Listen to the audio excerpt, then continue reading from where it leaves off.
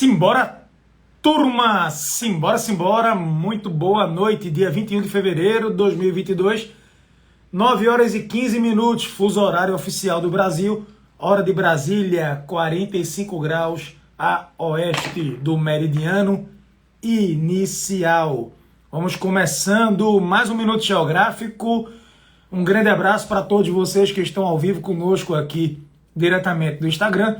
Um grande abraço para vocês que vão entrar posteriormente e também vão conseguir assistir a essa edição do Minuto Geográfico. E também forte abraço para todos vocês do nosso canal do YouTube, que hoje atingiu cerca de 10 mil inscritos, 100% orgânico, organicamente falando, muito bacana. Não para de crescer o público por lá e o Minuto Geográfico também é postado para que vocês possam depois abrir na televisão, para que vocês possam assistir ao nosso Minuto Geográfico também no formato mais acelerado, ok? Pessoal, então, eu queria pedir toda a concentração de vocês para o dia de hoje, para o nosso Minuto Geográfico, tá? Vai ter um certo momento que eu vou desligar os comentários aqui da live, porque vocês sabem que o grande propósito aqui é o aprendizado. Então, eu quero que vocês separem 30 minutos por dia para que vocês possam assistir ao nosso Minuto Geográfico, para que vocês possam tirar todas as dúvidas e ter isso daqui como realmente um instrumento de aprendizado. Hoje eu não fiquei tão online aqui pelo Instagram, porque foi a comemoração à tarde do aniversário da minha filha.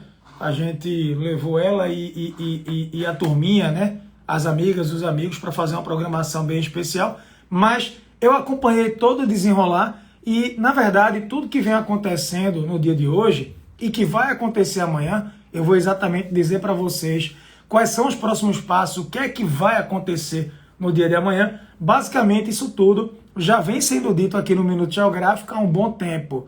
Não é futurologia, não é questão de querer cravar, na verdade é estudo. A gente estuda, a gente faz uma análise, escutamos, ouvimos e fazemos muita leitura daqueles que são considerados especialistas, tanto em Rússia, quanto em Ucrânia, quanto em leste europeu. E hoje foi um dia praticamente decisivo sobre essa questão envolvendo Rússia e Ucrânia. O dia hoje começou bem movimentado. Na verdade, eu queria voltar para o domingo. Eu tinha dito para vocês na semana passada que domingo, ontem, seria um dia decisivo. Dia 20 de fevereiro, domingo, seria um dia decisivo, tá? Eu vou, por favor, quem puder, mande a live agora para os amigos, tá certo? Temos aqui quase 1000 pessoas. Vocês podem pegar o aviãozinho e pegar o link e mandar no grupo do WhatsApp. Ou vocês podem mandar também para as pessoas que estão aqui no Instagram, tá certo? A partir de agora eu vou desligar os comentários para que vocês possam realmente se concentrar 100% no aprendizado, mas repetindo, quem puder, divulga e a gente vai aqui se comunicando. Então, eu disse para vocês que ontem, domingo, seria um dia muito decisivo, porque era o prazo final da movimentação militar envolvendo Rússia e Bielorrússia. Bielorrússia é aliada de primeira hora de Moscou. Bielorrússia é um país que faz fronteira com a Ucrânia. E eu disse para vocês que tanto Bielorrússia quanto Rússia tinham um exercício militar conjunto que era para acabar ontem. Era para acabar domingo, dia 20, com cerca de 45 mil soldados. E eu disse a vocês, vamos observar, porque alguma coisa me diz, eu disse aqui, lembram? Alguma coisa me diz que esse exercício militar, ele não vai acabar, ele vai ser prorrogado e isso vai ser um cheiro do que teremos pela frente. Dito e feito, ontem, tanto o presidente da Rússia, Vladimir Putin, quanto o presidente da Bielorrússia, o Alexander Lukashenko, noticiaram que simplesmente o exercício militar ele iria continuar acontecendo, ele não seria absolutamente suspenso. Já era um prognóstico do que viria no dia de hoje. Hoje pela manhã também aconteceram duas situações. A primeira situação é que o governo da Rússia disse que um míssil, tá, proveniente da Ucrânia, teria atacado uma base da FSB. FSB é o serviço de inteligência da Rússia, É o que sucedeu a KGB, o antigo serviço secreto soviético. Então, a Ucrânia negou e disse, olha, a gente não disparou absolutamente nada, não atingimos qualquer alvo da Rússia, e isso é uma fake news, isso é uma falsa bandeira. A Rússia está criando um pretexto para o que vem pela frente. Segundo ponto, a Rússia também noticiou, hoje pela manhã, de que a Rússia teria matado, interceptado, neutralizado 5 soldados ucranianos que teriam tentado passar da fronteira ucraniana para a fronteira da Rússia. A Ucrânia mais uma vez negou e disse, falsa bandeira, atenção, a Rússia está fabricando pretextos para quê? Para iniciar uma escalada militar. Pessoal, nada de novo. A gente já vinha falando sobre isso, já havia uma certa previsibilidade. Antes de tudo, essa tática de fabricar narrativas e de criar pretextos e de criar ideias, por favor, isso não é só Rússia, absolutamente. Os americanos têm uma especialidade também nisso, em várias ocasiões, em várias guerras por procuração. A própria União Europeia, a França na África, no Sahel, tá? A Alemanha também com um discurso distorcido, de morde a sopra também. Então, é uma característica das grandes potências, talvez por isso que os americanos falem tanto sobre isso com tanta propriedade, porque é algo que eles já fazem e que eles já fizeram em vários lugares do mundo e a Rússia também faz. Aí, resultado, Vladimir Putin hoje diz, eu tenho um pronunciamento a fazer. Bem, só para vocês terem ideia, hoje teve beijamão virtual. Tá? O chanceler da Alemanha entrou em contato com o Vladimir Putin.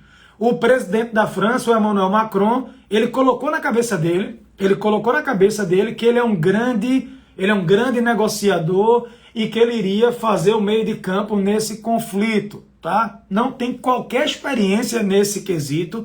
A visita dele à Rússia, a Vladimir Putin, foi um desastre, tá? Foi um circo total. Falei sobre isso aqui também. E rolou um beijamão.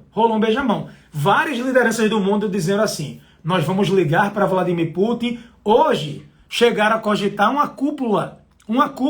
encontro entre Vladimir Putin, presidente da Rússia, e Joe Biden, presidente dos Estados Unidos. Só que essa cúpula agora, pelo menos em princípio, ela foi por água abaixo. Gente, Putin, eu separei aqui os principais pontos do discurso dele. O discurso de Putin hoje ele foi muito enérgico. Só para vocês entenderem, com todo o respeito do mundo, eu acompanho essa temática todo santo dia. Eu digo para vocês que eu leio de 12 a 13 jornais por dia, obviamente a parte internacional. A imprensa russa tem a imprensa ligada ao governo e a imprensa independente, então eu tenho 3, 4 veículos de informações por lá e eu já vi Vladimir Putin fazer discursos enérgicos, mas o discurso dele hoje foi o mais enérgico, garanto a vocês, dos últimos 20 anos. Vladimir Putin ele governa entre idas e vindas à Rússia há cerca de 2 décadas e eu posso garantir para vocês que o discurso de hoje foi o discurso mais enfático, mais enérgico. Antes disso, ele fez um discurso muito forte em 2014 pela Crimeia, em 2008, quando a Rússia fez uma interferência militar na Geórgia, mas o de hoje ele foi significativo e eu trouxe para vocês aqui. Eu não vou criar palavras, eu não vou falar coisas que Vladimir Putin não disse, eu não quero aqui clicar no manchete. Eu vou trazer para vocês aqui na íntegra. Só para reforçar o detalhe de hoje, o desenrolar, a Rússia de Vladimir Putin reconheceu a soberania, reconheceu a independência de 2 províncias, de 2 repúblicas no leste da Ucrânia. Vocês já devem ter ouvido falar muito aqui no Minuto Geográfico e também em outras ocasiões. Ele reconheceu a independência de Donetsk, tá certo? E reconheceu também a independência de Lugansk ou Luhansk. Só para vocês terem uma ideia, Luhansk tem aproximadamente 500 mil habitantes, de acordo com os últimos censos, 500 mil habitantes, e Donetsk tem aproximadamente 2,5 milhões de habitantes. Em tese, essas 2 áreas ficam numa região chamada de Donbás.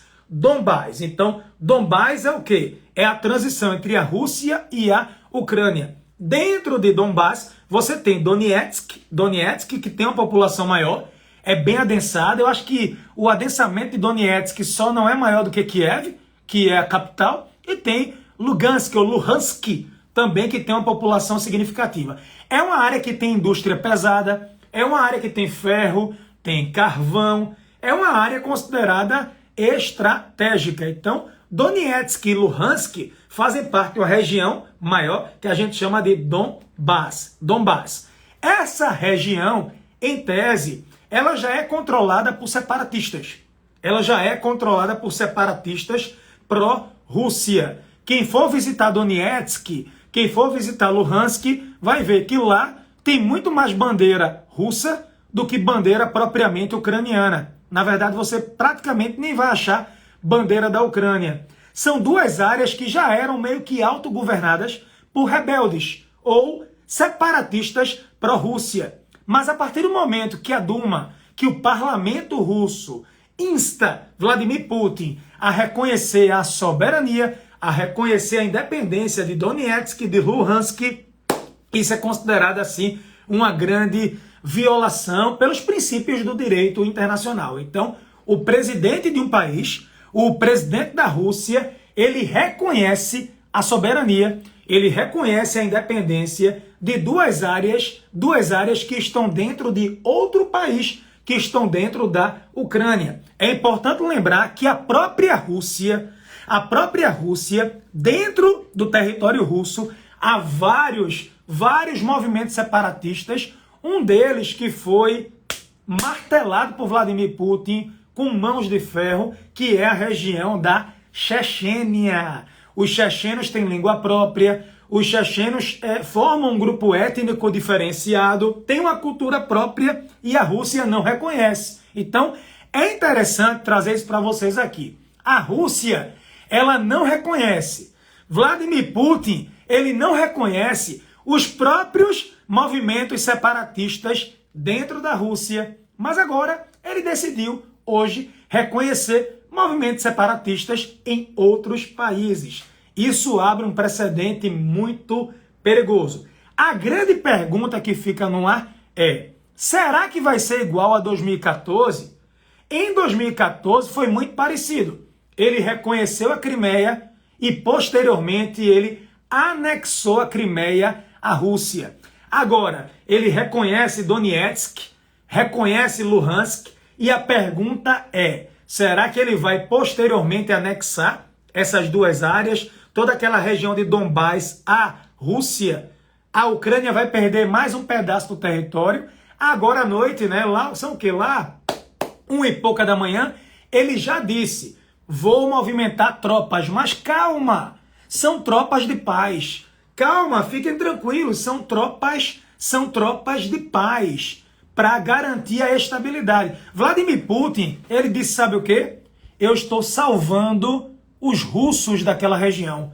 Os russos daquela região de Donetsk, de Luhansk, Donbás, eles estavam sendo vítimas de um genocídio. Genocídio perpetrado pelo governo da Ucrânia. O governo da Ucrânia estava massacrando a população que fala o russo, que tem ligações com a Rússia. Pois é, mesmo modus operandi do que ele fez na Geórgia em 2008 e que ele fez na Crimeia em 2014, envolvendo a Ucrânia. Gente, a questão é: o Ocidente, Alemanha, França, Reino Unido, Estados Unidos, o Ocidente disse: vamos lançar sanções econômicas.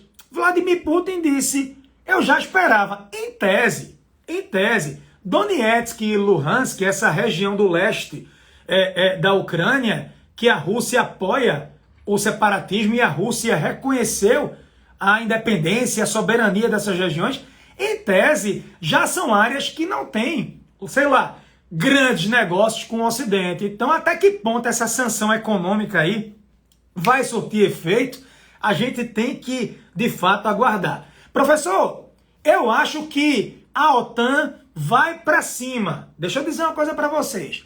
Se a OTAN entrar forte na Ucrânia e for para o embate com tropas da Rússia, aí sim a gente pode começar a falar em uma terceira guerra mundial. Numa guerra assim, sem precedentes. Já há uma mobilização muito forte do exército russo. A Rússia começou movimentando 90 mil. Pela minha conta agora, a Rússia tem hoje 210 mil. Pela minha última conta agora, tá? A Rússia hoje tem 210 mil soldados. É a maior movimentação desde 1945. Desde 1945. Não acredito que a OTAN vá para um embate militar direto.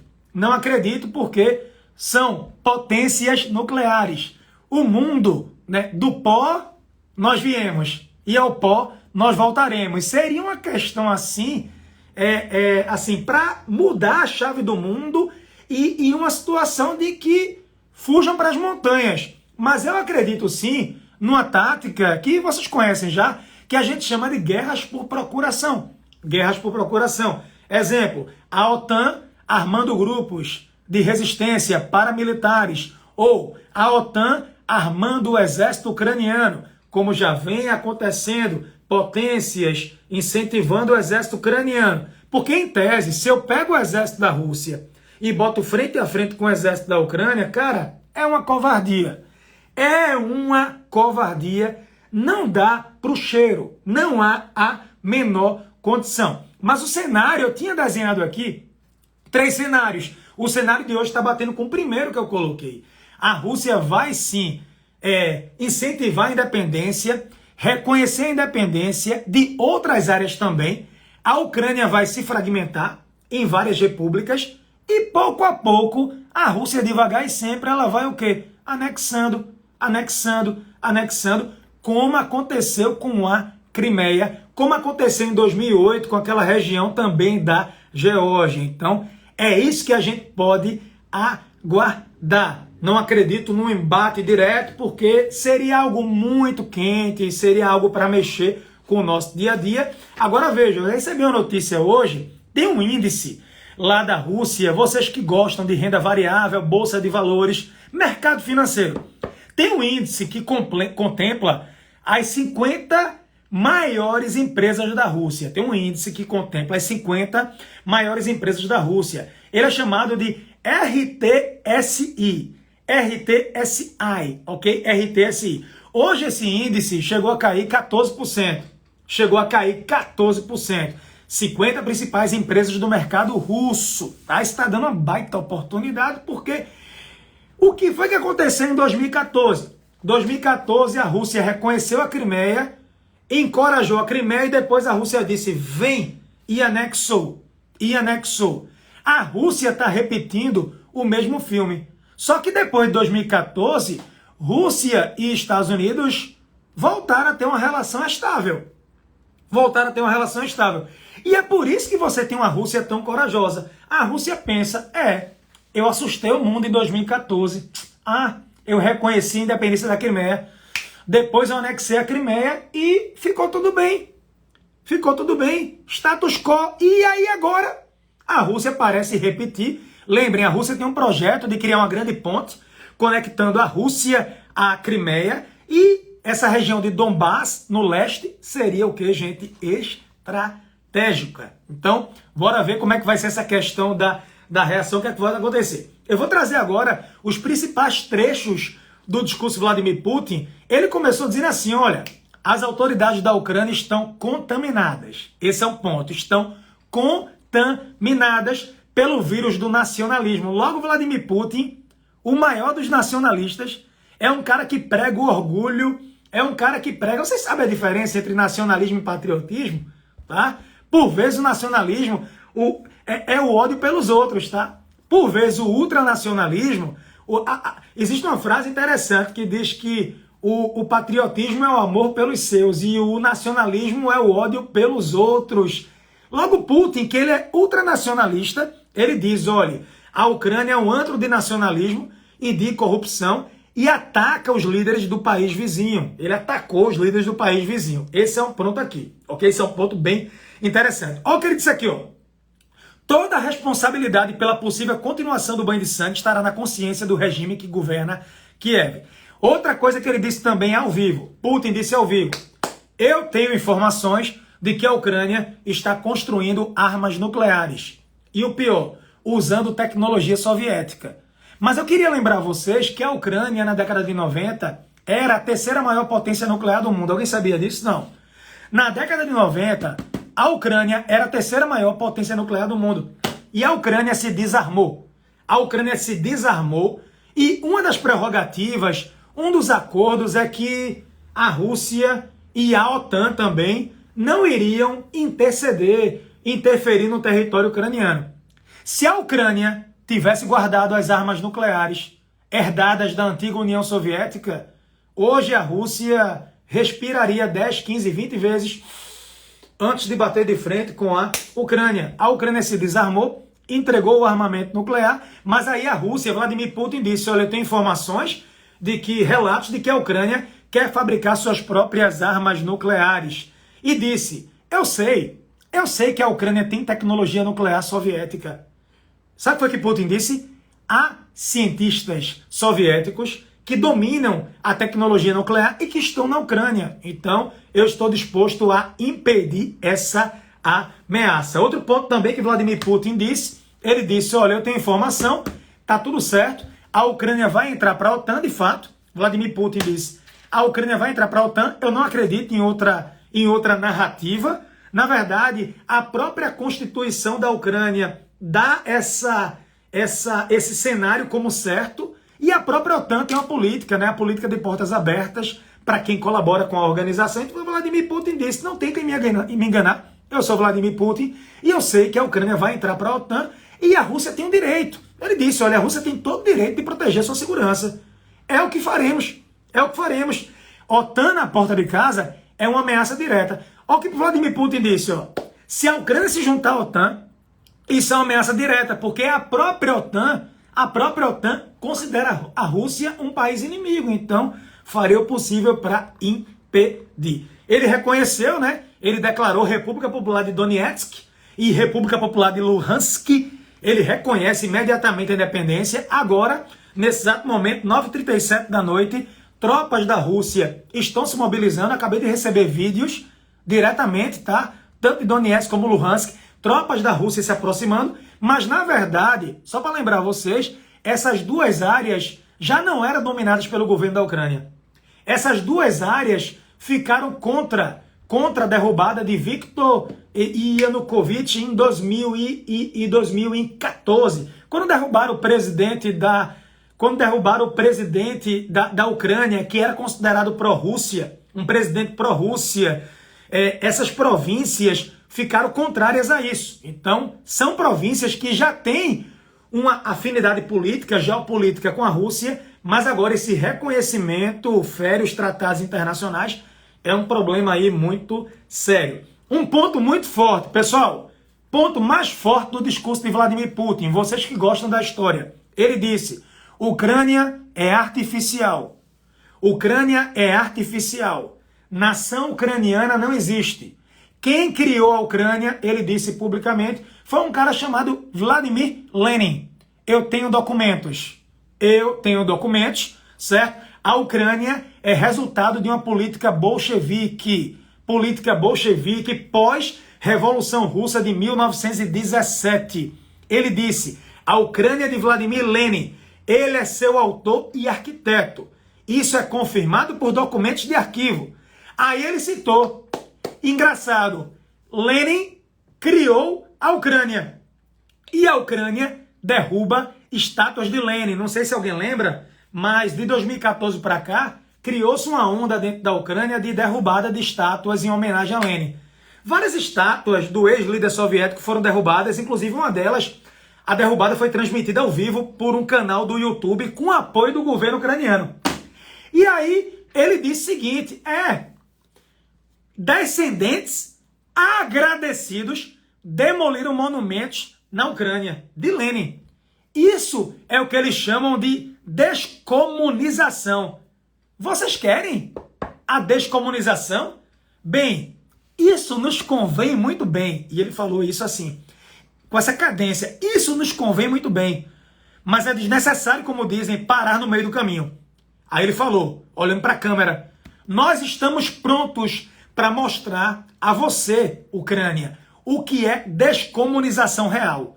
Vamos mostrar a vocês o significado disso. Ou seja, gente, é o seguinte, Vladimir Putin, ele reconhece a independência de províncias separatistas.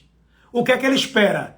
O exército da Ucrânia vai para cima, com a OTAN por trás, guerra por procuração. A OTAN vai armar a Ucrânia e a Ucrânia vai para cima do exército russo no leste. A Rússia vai criar um precedente para engolir a Ucrânia como um todo. João, você acredita nesse cenário? É possível, mas seria o cenário mais caótico. Seria um cenário assim, deixaria de ser um conflito interno ou regional para ser um conflito de ordem internacional. Tudo vai depender das reações. Eu penso que o mais provável é que se repita o cenário de 2014, só que dessa vez com duras sanções contra a Rússia e guerras por procuração, mas numa proporção um pouco menor, ok? Ele falou também que a Ucrânia é uma ameaça à Rússia. Ele perguntou, Vladimir Putin perguntou, qual é o grande inimigo dos Estados Unidos e da OTAN? É a Rússia. Nos documentos da OTAN, nosso país é declarado a principal ameaça à segurança do Atlântico Norte. E a Ucrânia vai servir de trampolim para isso. Ele disse, eu estou disposto a não permitir. Hoje eu estou disposto a não permitir esse cenário, ok? Ele disse que as sanções são a chantagem. Ele disse, é tudo ameaça, é tudo uma chantagem, é tudo fabricado. Querem impedir que a Rússia cresça, querem acuar, querem isolar a Rússia. Nós não vamos permitir que isso aconteça, ok? Então, foi um dia muito puxado, tem sido, não param de chegar notícias, absolutamente, movimentação de tropas, mas a grande expectativa agora é qual vai ser a reação da Ucrânia e qual vai ser a reação da OTAN. Tu acredita no embate direto, o exército russo contra a OTAN? Aí, meus amigos, seria um embate nuclear jamais visto, tá certo? Eu digo a vocês que seria algo assim para mexer com o nosso cotidiano. Agora, acredito sim que você vai ter uma fábrica de narrativas pelo lado da Rússia, pessoas mortas, um lado acusando o outro, e essa guerra da propaganda é uma guerra que Putin, ele é especialista, ele é PhD, pós-doutor nisso, ele sabe travar de fato muito bem. Ok, gente? É essa situação. Eu quero abrir aqui para as perguntas. Deixa eu ativar os comentários agora, tá? Que espetáculo! 1.700 pessoas ao vivo. Que espetáculo! E aqui já foram chegando algumas perguntas. Por que a Rússia não entra para a OTAN? Veja, a Rússia era a grande liderança da extinta União Soviética, herdou praticamente todo o material nuclear. A Rússia, ela não aceitou se desmilitarizar para se vincular à OTAN. Outra coisa, no pós-Guerra Fria, a OTAN, ela não só permaneceu, como cresceu, buscando ex-aliados da extinta União Soviética, ex-repúblicas soviéticas. Enquanto a aliança militar criada pela Rússia, pela União Soviética, o Pacto de Varsóvia, foi extinto. Então, na cabeça da Rússia, é como se a OTAN tivesse aproveitado o pós-Guerra Fria para buscar aliados no leste europeu, com o projeto de deixar a Rússia cada vez mais sozinha, cada vez mais isolada. Ok? Cada vez mais isolada. Pergunta ofensiva eu não vou colocar aqui. Já excluí. Pergunta ofensiva, claro que não, por favor. Essas questões. Por que Emmanuel Macron está tão interessado em mediar esse conflito? Por que Emmanuel Macron está tão interessado em mediar esse conflito? Eleição na França. Tem eleição na França, ele vai buscar a reeleição. Se dá certo, se funciona, ele vira uma grande liderança, um bastião da geopolítica internacional. Para ele, significa ganhar popularidade. A Alemanha, olha, a Alemanha, o chanceler, ele fez uma boa visita ao Vladimir Putin, a visita dele tinha sido positiva. Eu quero esperar agora as ações concretas da Alemanha. Como é que a Alemanha vai se posicionar concretamente? A Alemanha já disse que não vai mandar tropas, nem armas, para a zona de conflito, porque isso é um resquício da Segunda Guerra Mundial, mas prometeu auxiliar logisticamente pela democracia, favorecendo a Ucrânia. A gente vai ver. E a China só assistindo. A China ganha muito com todo esse conflito. Veja, mobilização internacional e a China se desenvolvendo, a China crescendo. A China está assistindo de camarote. Lembra muito os americanos. A China de hoje lembra muito os Estados Unidos na Primeira Guerra Mundial. Os americanos entraram em 17. Os americanos já entraram na Primeira Guerra em 17. Pegaram a guerra no final. Segunda Guerra Mundial. Quem não lembra? Pearl Harbor. Os americanos, quem foi que saiu da Segunda Guerra de banho tomado, dente escovado, cheiroso, com perfume, com tranquilidade? Quem é que saiu forte da Segunda Guerra? Os Estados Unidos. Travaram a guerra longe de casa absolutamente. Então, a China, ela assiste de camarote uma guerra que, em tese, não está no território chinês. Não está na África, que é o local que a China hoje tem grande investimento. É uma guerra na Europa. A China é uma grande beneficiada. A China já tem um posicionamento. A China é aliada agora. Se declarou aliada da Rússia. Mas não sei se iria participar diretamente de uma intervenção militar.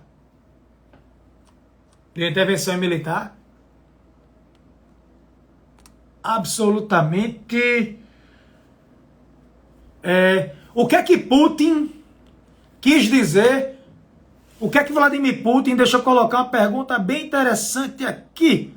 Cadê?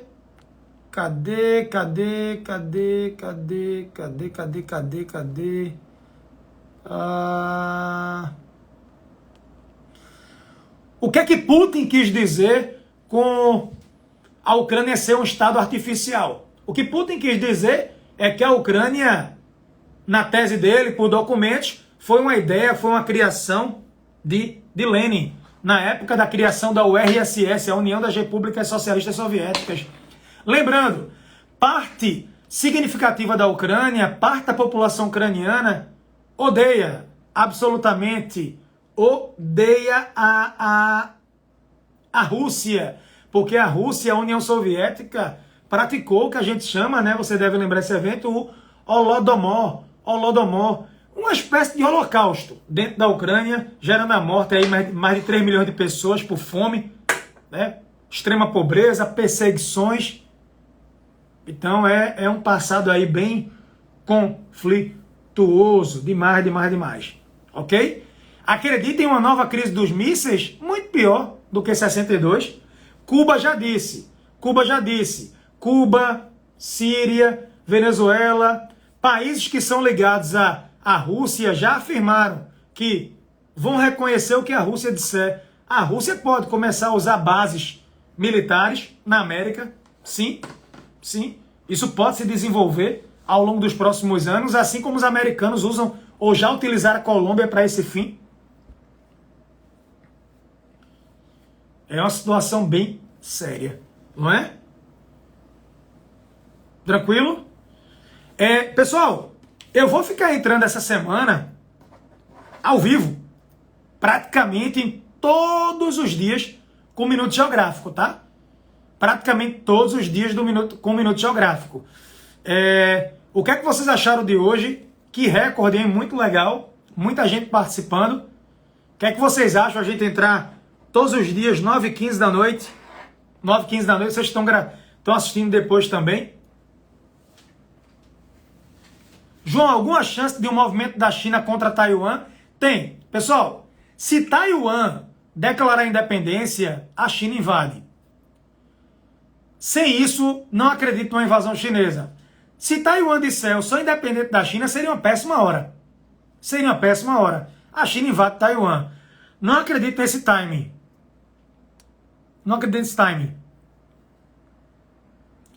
Em caso de uma guerra direta, você acredita na possibilidade de que não se use armas nucleares? Gente, numa guerra direta, é o cenário que eu menos trabalho. Teríamos sim um embate nuclear. Todas as armas, todas as opções nas mesas. Todas as cartas postas. Eu ainda acredito na diplomacia para que a gente não assista um cenário desse aí sem precedentes. Sem precedentes. Mas o que eu quero dizer para vocês é que a Rússia, ela vinha ensaiando, a Rússia vinha testando o mundo até onde ia a OTAN. Falei sobre isso aqui há mais de um ano. E agora ela tem colocado em prática o seu projeto. Tem colocado em prática o seu projeto. Ok, meus amores. Tranquilo. Olha, pessoal, seguinte. Vou colocar o vídeo agora no feed. Quem puder, dá um like. É importante. Comenta o que achou. Mandem as dúvidas. Parem de brigar. Sejam inteligentes. Não precisa brigar na internet. Mandem esse vídeo para os amigos. É muito importante. Quem chegou até o fim, tem gente que não consegue assistir. Tem gente que assiste 1 hora de Big Brother, 2 horas. Deve ser muito bom para o cérebro, hein? O Big Brother deve acrescentar 2 horas de Big Brother. Isso deve acrescentar para o intelecto, fala a verdade. Mas não consegue assistir meia hora do Minuto Geográfico. Mas aí é prioridade de cada um. Mandem para os amigos, tá certo? Quem tiver interesse em aprofundar sobre essas questões, eu tô com um link aqui na bio. Eu lancei um mini curso bem baratinho, R$1 por dia, para vocês se atualizarem, se aprofundarem sobre como é que a Ucrânia foi fundada, o que é que foi a União Soviética, quem foi Lenin, quem foi Stalin, quem foi Nikita Khrushchev. Quem quiser experimentar, o link está na bio, faz a compra, divide em 12 vezes e é isso aí. Beleza? Tranquilo, galera? A geração Big Brother não chegou até aqui, mas a geração de vocês maravilhosa que está até aqui, maravilhosa, é isso aí. Um beijo. Brasil segue neutro. Enzo, o Brasil segue neutro e eu espero que assim fique com a diplomacia, pregando o multilateralismo. Seria pouco inteligente a gente tomar uma posição agora apoiando A, B ou C. Beleza? Tranquilo? Um forte abraço. Acompanhe aqui as histórias. Acompanhe o Minuto Geográfico. Não esqueçam não. Comentem o que acharam. Mandem um likezinho e é nóis. Valeu? Valeu. Edu, um beijo, amigo. Saúde. Ah, deixa eu mostrar a vocês minha novidade. Olha a minha cadeira nova. Alguém reparou que eu tô com a cadeira nova aqui, não? Vê que cadeira massa. Queria agradecer publicamente a meu amigo e irmão, Dr. Bruno Vinícius. Zóio de bomba. Olha a cadeira que ele me deu de aniversário, galera. Dá uma olhadinha. E aí? Gamer total. Que cadeira. Eu nunca pensei que tem uma cadeira dessa, ó. Ó, dá pra encostar, ó. Tá vendo? Girando aqui, ó. Cadeira espetacular. Meu irmão, muito obrigado. Obrigado demais. E é isso aí. Valeu? Bora pro feed. Vamos embora. Comenta aí o que acharam. Simbora, simbora. Fui.